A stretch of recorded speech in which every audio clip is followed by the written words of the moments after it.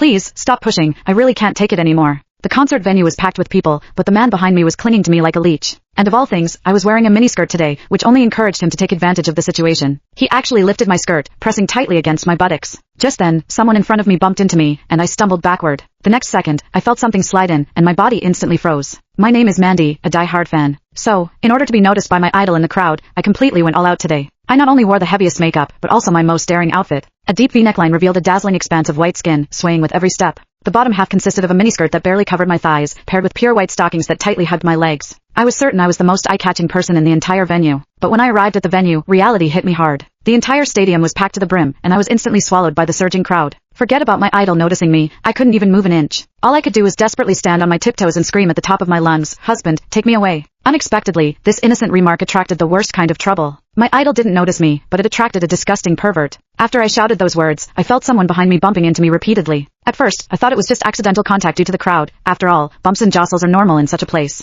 But the feeling became clearer and clearer. A hard object was repeatedly pressing against my buttocks, making me extremely uncomfortable. It was only then that I realized what had happened. I thought I had accidentally bumped into his hand, which he had placed behind him, so I quickly turned around, ready to politely apologize. I instinctively apologized, but he paused for a moment, then unexpectedly flashed a meaningful, mischievous smile. "It's all right, I'm happy to oblige." When I turned back around, pretending nothing had happened, I didn't expect him to become even more brazen, pressing himself against me. The force was more deliberate than before, so I had to force all my attention onto the idol, desperately trying to ignore the strange feeling behind me. But the man became increasingly bolder. The next second, he actually lifted my skirt and pressed himself tightly against me. Unfortunately, I was only wearing a thin strap dress that day, so my entire buttocks were completely exposed. I could clearly feel something directly touching my skin. I instinctively thought it was his finger, but then I realized something was wrong. I discovered that the warm, firm touch couldn't possibly be a finger. Instantly, my mind went blank. I had lived 20 years, and this was the first time a man had treated me like this. A wave of immense fear overwhelmed me, and every cell in my body screamed to escape. But the crowd was so dense, there wasn't a single gap. I was like a deer caught in the headlights, unable to move.